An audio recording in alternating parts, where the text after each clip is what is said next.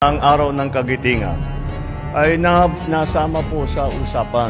At ika po, dapat naman, kung tayo ba ay nagbibigay ng dangal sa ating mga nasawi na mga kasama, ay kailangan ang ating pangako sa kanila. At ay lagi natin sinasabi, kahit ano pang mangyari, ang inyong mga pamilya ay aalagaan natin, hindi po namin pababayaan.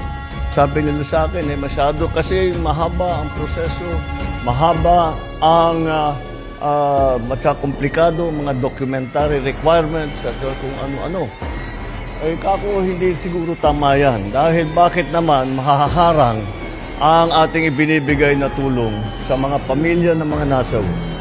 Bakit mahaharang? Dahil maraming masyadong hinihingi na dokumento, maraming masyadong proseso, ang punot dulo ay nagiging matagal na.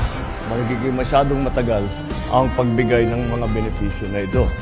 Kaya't ang aming ginawa ay sabi ko, kami na, tayo na ang magbuo ng mga dokumento.